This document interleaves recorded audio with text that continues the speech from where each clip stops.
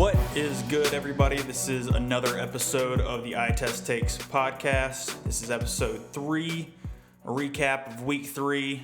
I only was able to watch 3 games this week, but it is what it is. Let me get right into it. I didn't want to have to start this way, but this is where we're at right now. We're talking about this team right here. This team that I support fully. I've been supporting them basically my entire life. But it's getting harder to do it. I'll be honest with you. I have no absolute clue what I have witnessed the first 3 weeks of this season.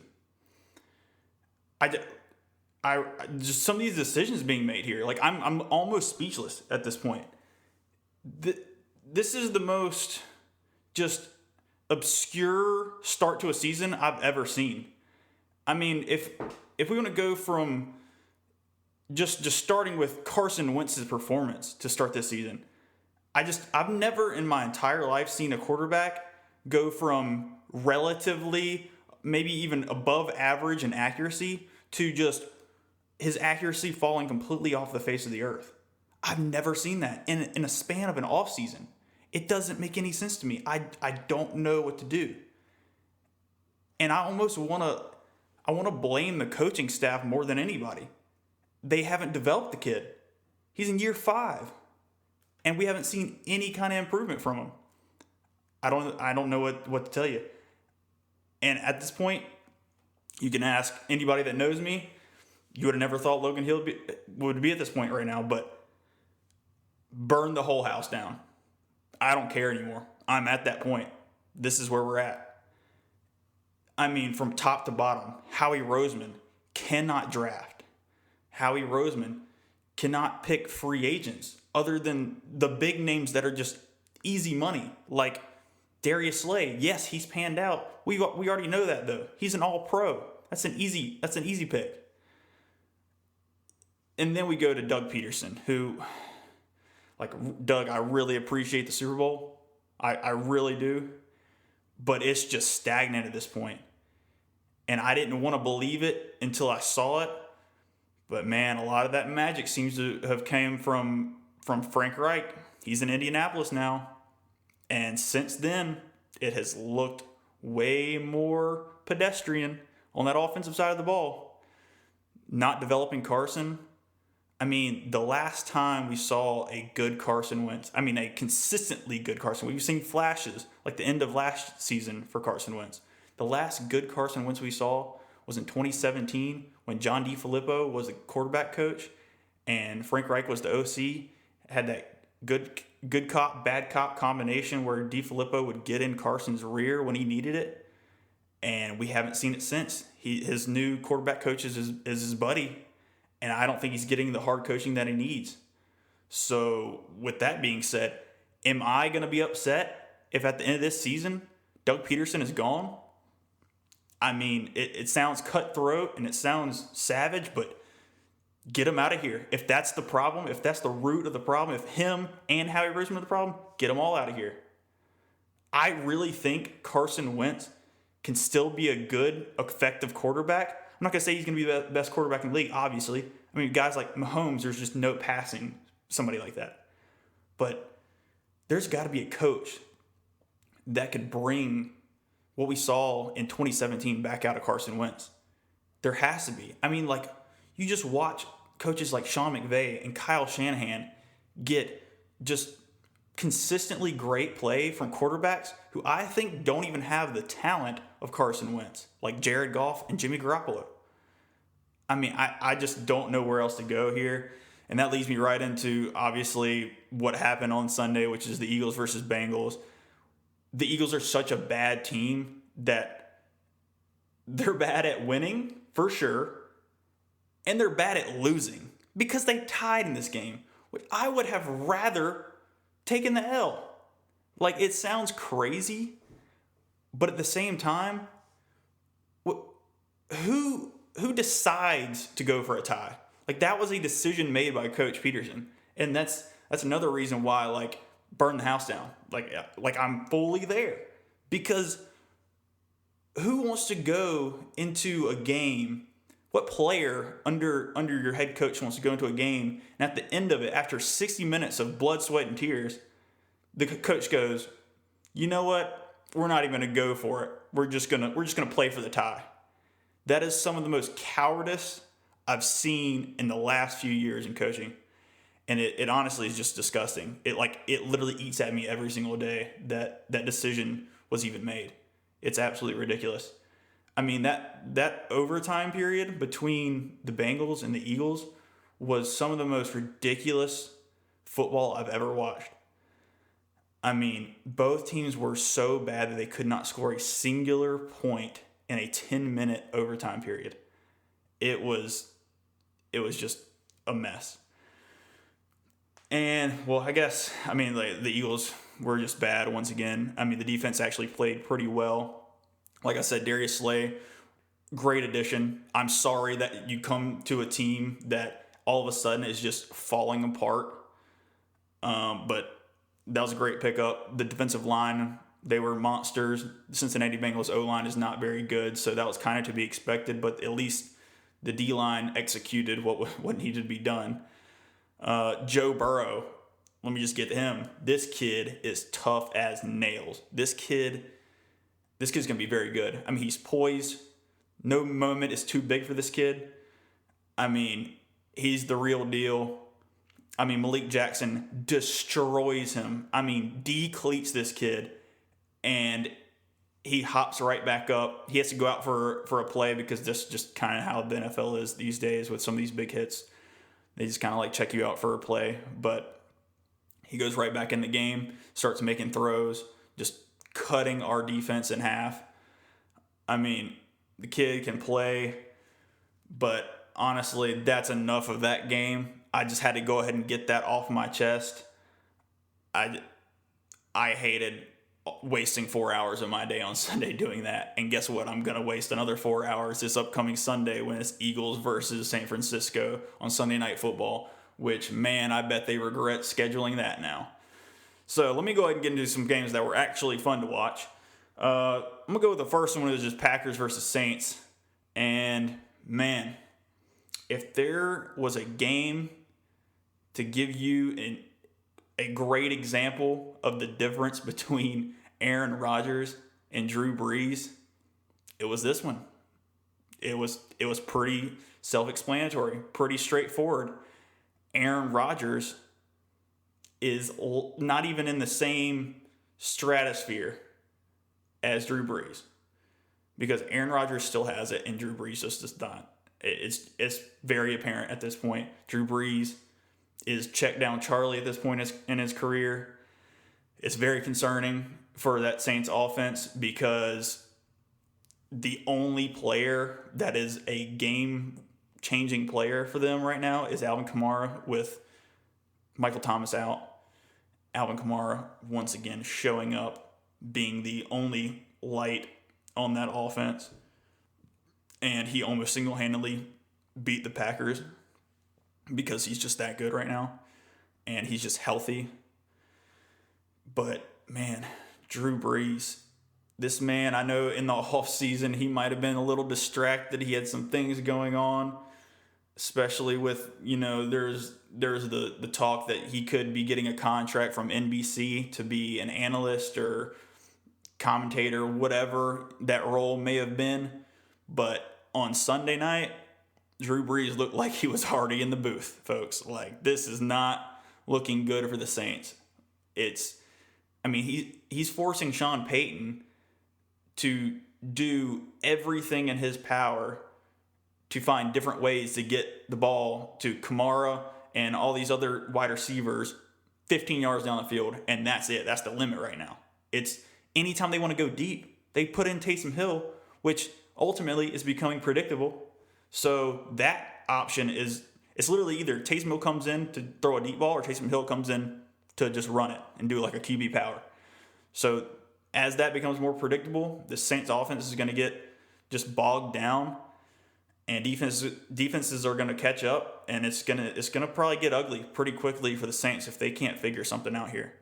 And is that Jameis? Maybe.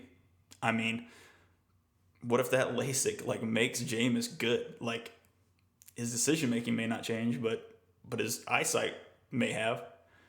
We'll see. I don't know. It's going to be interesting. But on the flip side of that, like I was saying, Aaron Rodgers, one of my favorite quarterbacks in the NFL.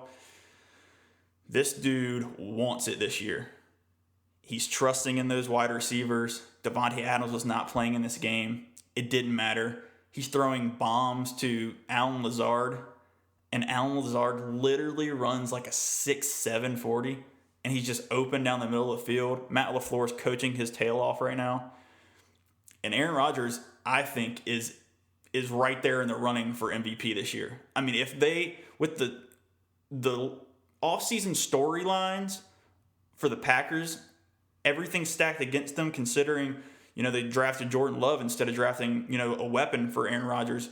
Everything from this draft was just something that was for the future. And it seemed like, the Packers just bit Aaron Rodgers in the butt and was like, you're just going to have to deal with what we have because we're going for the future right now. And I just think that Aaron Rodgers is playing like he has his hair on fire right now. I mean, he's slinging the rock as good as he has ever, honestly, in his career. I mean, he's looking like that 2010 Rodgers who won the Super Bowl for them. He really is. The only concern I have with this Packers team, really, it starts with their run defense. Their offense is fine. I mean, Aaron Jones, weapons, they got weapons all over the offense. But this run defense is looking a little rough right now, honestly. And I think a lot of it has to do with the fact that Kenny Clark is not there. And maybe they don't really have the run stuffing, front four and front seven that you'd like them to have. But as long as that offense can stay, right where it's at right now, and I know they haven't played the best of competition in football right now, but I mean they beat the Saints. But if that defense can play with a lead, it can get scary for some teams, because when that defense has the time to pin its ears back and just go after the opposing quarterback, they're a very good team. So I'd watch out for the Packers. I mean, if the Packers can go 13-3 like they did last year, Aaron Rodgers has a great shot at MVP. And I know Russ is balling like crazy right now. And I realize that. And I think Russ is the leader for MVP at this moment. But if there's any setback and Rodgers doesn't really have one, man, it could be Rodgers to lose at some point in this season. All right, so we're going to the next game that I watched. Chiefs versus Ravens, that Monday night showdown. What a sweet matchup this early in the season. It kind of tells us a lot about what's going on in the league. Because everybody was showing out on Sunday. Russ was going crazy. Aaron Rodgers was going crazy on Sunday. And then Pat Mahomes said, "Hey, fellas, I'm still here. And I'm not going anywhere." This man said, "You guys forgot about me? Come on now." And he just gave us a show on Monday night. And he said, that team that everybody's touting right now is the best team in all of football, the Baltimore Ravens, because they've just been steamrolling people. Watch me put 27 up in the first half. Watch that. And tell me I'm not in the running for MVP and we're not still the best team in all of football. Pat Mahomes showed us how it's done. And he's still the best quarterback, best player in all of football. He showed it to us right then and there. He was getting tired of all the storylines, and I don't blame him.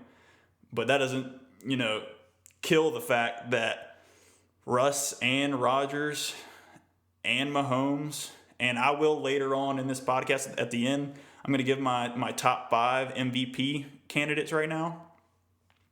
And, man, Pat Mahomes showed what he's about once again. I mean, and then Andy Reid, man, the creativity, like he just has that weight lifted off his shoulders because he won the Super Bowl. So now he just has the autonomy to do whatever he wants on offense, and there's no holding back anymore. The burden has been lifted, and this dude, he's calling plays where Patrick Mahomes on the goal line there, does a little shuffle pass underhand to Anthony Sherman for a touchdown. I mean, just the little things like that right now are just making the Chiefs almost unguardable. And almost is almost generous. Like, they're basically unguardable. So the only way you really have a chance is if you can really score with them. And the Ravens were supposed to be that team that could score with them because Lamar's been going crazy. He's been running all over the place. He's been throwing better than he's thrown his entire career.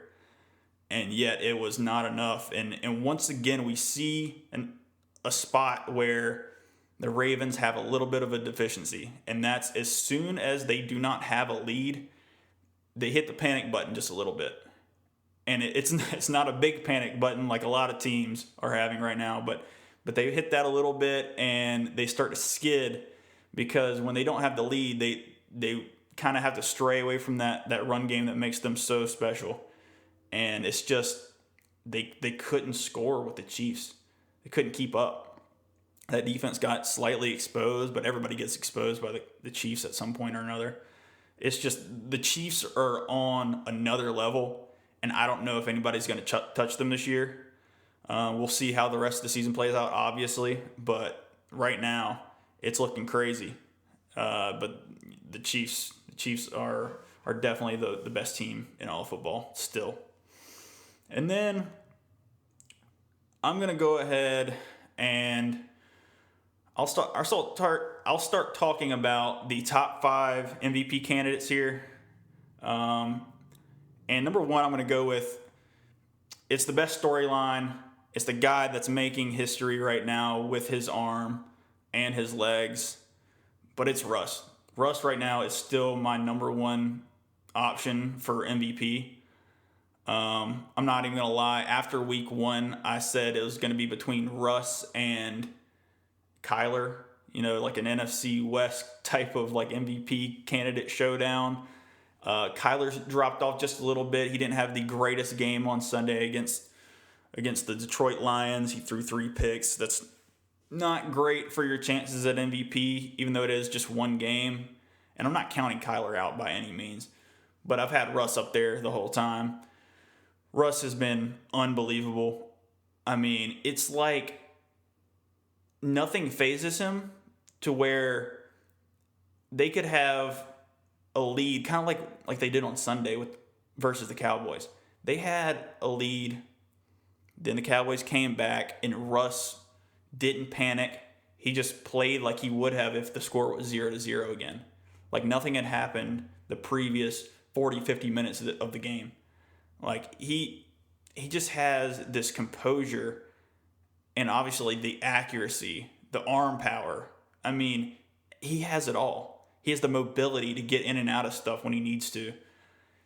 Literally the only thing that might hold back like Russ and Seattle in general from winning MVP is Seattle's defense. And it's slightly concerning considering the fact that injuries could really hinder the team. If injuries keep coming for the Seahawks, it could get ugly on that side of the ball quickly. And that's really unfortunate because I don't think they have the depth right now on defense to withstand a ton of injuries. I really hope whatever happened to Jamal Adams on Sunday is minor because he's amazing and he's been playing his tail off the past few weeks. But as long as Russ can get them to where, I think if Russ wins the NFC West and is at least a top 2 seed, if not top 1 seed in the NFC, he's MVP. Like, I don't think there's a way, if he's even like 80% or 70% as good as he's been the first 3 weeks for the rest of the season, it's pretty much a lock, I think.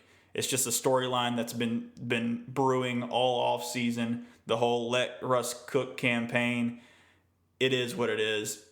It's his time. He's gotten 0 MVP votes in the past, and his time is up, it seems. But I will say, my number 2 for MVP candidate this year is Aaron Rodgers. Because I still believe if this man can get the Packers to, like I said, kind of with Russ, maybe a 1 or a 2 seed, maybe even a 3 seed. Probably a top 2 seed, though. It'd probably have to be a top 2 seed. If you can get them in the playoffs, maybe you can have the same record as last year, that 13-3 record. Man, the voter's going to have a hard time not giving some votes to Aaron Rodgers, because the way he's playing, I mean, just the lack of weapons right now. Like he didn't even have Devontae Adams last game, and just it didn't matter, and he just doesn't have that many weapons. Like the household names aren't there. They are for Russ right now. I mean, he's got help everywhere on offense, but Aaron Rodgers would be dragging the Packers kicking and screaming to a top 2 seed. And like I said, voters are going to have a hard time not giving Aaron Rodgers some votes, because he would deserve it at that point. There's no question. And I mean, that is what it is. And then number 3, I'm going to have to go with, especially after that Monday night performance, I'm going to go with Mahomes. Mahomes is still in the running for MVP. I don't care what anybody says. This guy showed up. He showed out. If he can continue to do it, I mean, who's going to say that Patrick Mahomes doesn't deserve it? If he gets them the 1 seed in the AFC, I mean, that's going to be the story for a lot of these teams, the quarterbacks of these teams, because unfortunately the MVP is basically a quarterback award at this point. It's pretty unfortunate, because people like Aaron Donald in previous seasons should have won it. I mean, it really has been boiled down to just a QB award at this point, but the QBs deserve it at this point in this season, because like I said, they're all the top guys, all the OGs are balling out right now. And then, I mean, Mahomes, like I said, there's not really anything else to expand on there. He's just Mahomes. And if he just starts to go crazy statistically and he gets them that 1 seed, once again, it's just going to be tough for voters to not vote for him, just the way Aaron Rodgers has to. And then number 4, this is a shocker for me. Look, I'm having to eat a lot of crow on this one. I did not see this coming. I'll be completely honest. But Josh Allen is my number 4 for MVP right now. I'll be the first to admit where I'm wrong, when I'm wrong. I thought Josh Allen was just going to be the same dude from last year, and it was going to be, he's good enough to win you games, but he's just bad enough to lose you games as well. And joke's on me. Apparently that's Carson Wentz now, so that's freaking awesome. Anyways, Josh Allen, the addition of Stephon Diggs has changed Josh Allen's life. And it's because they have somebody that has to be doubled now. You have to double Stephon Diggs.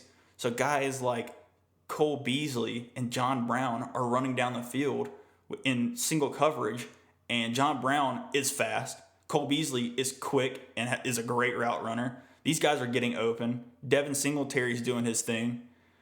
I mean, they got weapons. Dawson Knox didn't even play in the last game, but he's a baller too. It's ridiculous. They got weapons, and Josh Allen's making the best of it, man. He's throwing the ball accurately. He's throwing it deep.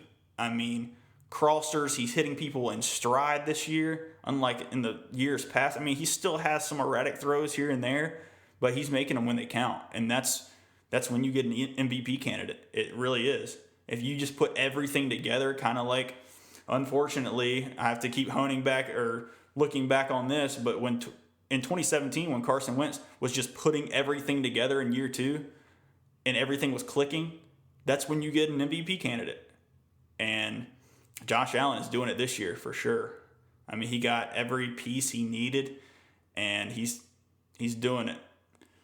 So, number 5, this is like, I mean, it is what it is. Number 5 is Lamar. I know they lost. It wasn't a great loss on Monday night. But Lamar is still the most important player on that team. And he's the reigning MVP for a reason. He's still going to do Lamar and just run all over people and pass all over people. But they got to figure some things out for him to continue to be in the running. They got to be a little bit more creative, figure out ways they can get the balls to their playmakers when they do happen to fall behind in games and not have to rely so heavily on that run game. But Lamar's right in the thick of things. If they just keep playing well, and like I said, maybe a 1 or 2 seed in the AFC, it's going to be tough for either conference. Some of these players to catch the 1 seed. I mean, the 1 seed this year is going to be so important with only 1 bye available this season. So that 1 seed is going to be fought after, and it's going to be very interesting to watch. And I do still have, even though that's my top 5, that's all of them right there, I do have the honorable mention of Kyler Murray right now. I still like what I see from Kyler Murray. Yes, he had some young player mistakes on Sunday against the Lions, and he threw 3 picks. It's going to hurt your chances. But I really do think if Kyler can get a playoff berth, or even kind of a higher playoff berth this season out of that very tough division in the NFC West, once again, he's going to put voters in very tough positions to refuse to give him votes. But it just might come down to the record, and it's a lot of times the MVP comes down to, that perfect mixture of crazy statistics, the talent around you. If you have less talent or more talent, they kind of put that into perspective. And then, of course, the record. So Kyler, unfortunately, at a certain stage in the season, he may be out of it just based on record, and that's going to be unfortunate. But he deserves some MVP looks for sure. And then now I'm going to go and I'm going to do a little bit of a top 5 kind of power ranking as well, just how I'm seeing the landscape of the NFL right now. I'm not going to get like crazy in detail here, but I'm going to start off number 1 with the best team in all of football. It is the reigning Super Bowl champions, the Kansas City Chiefs. I mean, really, the only thing that I needed to see was even a competitive game. Like, even if the Chiefs would have lost that game on Monday night against the Ravens by a little bit, they would have been my 1 or 2 team in football still. But then they go out and basically steamrolled the Ravens. And I'll be the first to admit, you can ask my buddy at work, I straight up told him, hey man, I got this weird gut feeling the Ravens are going to win this game. And I looked like an idiot because the Chiefs put up 27 in the first half and then basically put it in cruise control for the second half, and it didn't matter. Kansas City is just too talented, man. They got players everywhere. That defense is playing unbelievable right now. They're playing physical. I mean, they're popping dudes. I mean, I would have said a year ago or 2 years ago, the defense is pretty good. They got playmakers, obviously. I mean, guys like Chris Jones, Tyrann Mathieu. I mean, even Bashaud Breeland, he's not even playing yet. And I would have said they're more of a finesse defense where they can create some turnovers here and there, and that'll keep the Chiefs opponents' offenses in check a little bit. But now they're like a nasty defense. They drafted well on the defensive side of the ball with drafting a guy like Willie Gay Jr. at linebacker. They just got players on both sides of the ball, and it's just a scary combination, man. Just the way that they handled the Ravens on Monday night is going to put the league on notice. Obviously, Mahomes put everything on display, and I just don't know how teams are going to beat them this year. I mean, they're just going to have to catch them off guard, kind of like the Chargers did. Chargers kind of caught them off guard. Still didn't matter. Mahomes did his thing. But then, all right, so I'm going to go number 2 in the power rankings. I am going to go with the Packers, actually.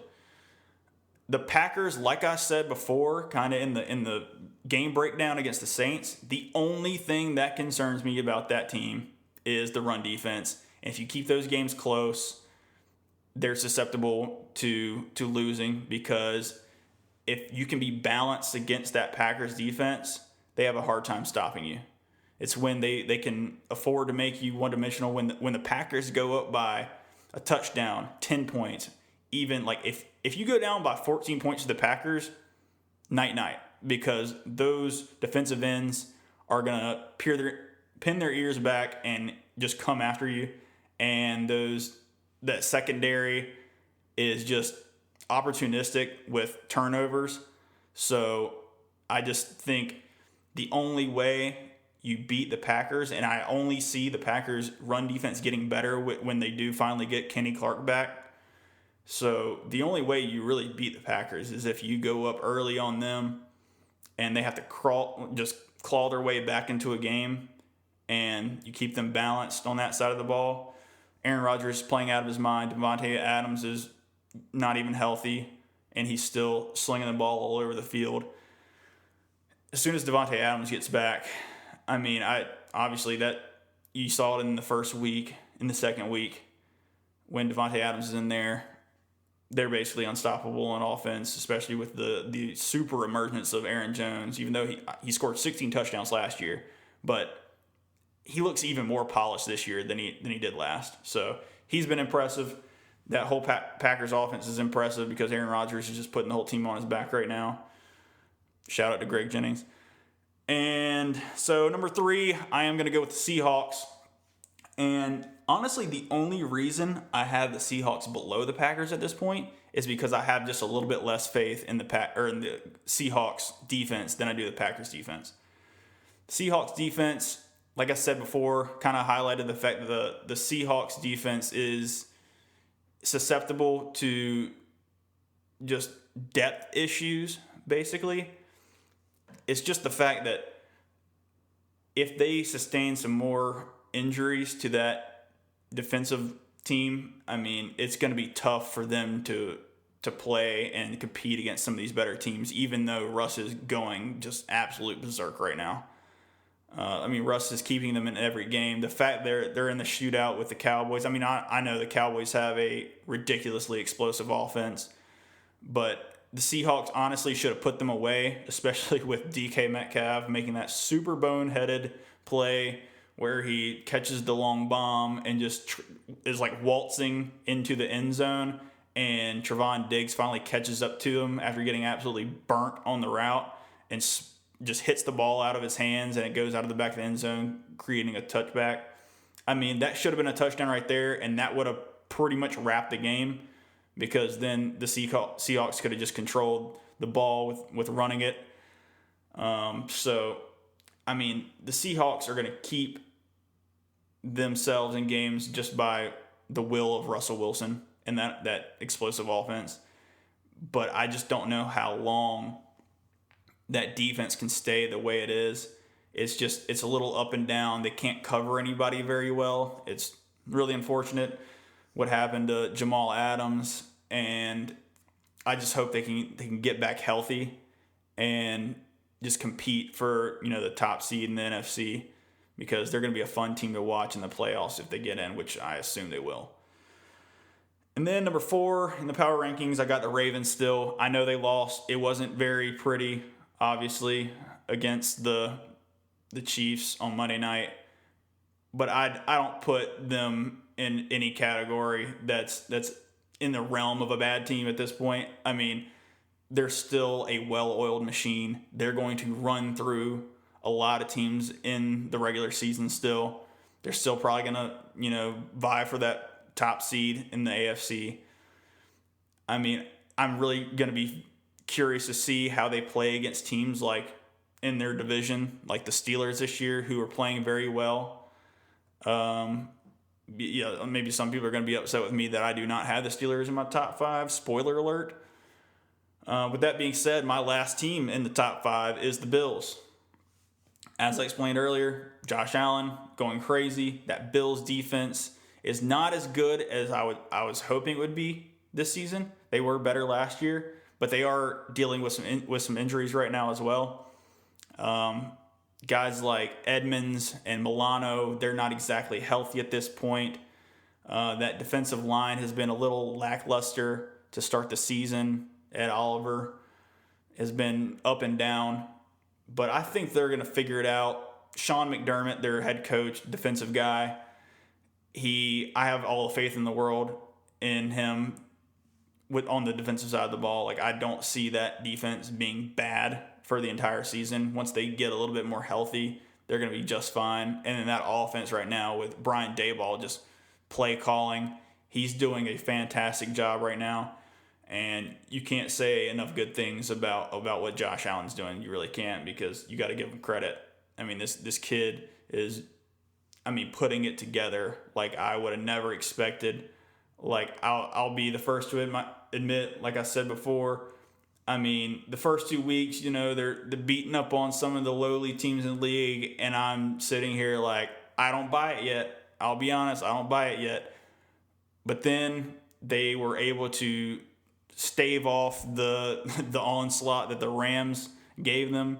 Josh Allen's able to go down and finish the job by scoring a game-winning touchdown, basically. So, more power to him. It's cool to see Josh Allen actually putting it all together. All the potential he's had, you could see it in the past years, but now he's really capitalizing on all of his talents. So good for him. Oh man, so I guess that's gonna end it for episode 3, week 3 recap. I wasn't able to watch as many games as I'd like to. Just some things were happening in life. You know how it goes. Man, like I said, I am not even looking forward to the Eagles game this week, so that's really unfortunate for me. But there are some other matchups this week that I'm looking forward to. So week 4 of the NFL football season is going to be fun, just like the first 3 weeks were.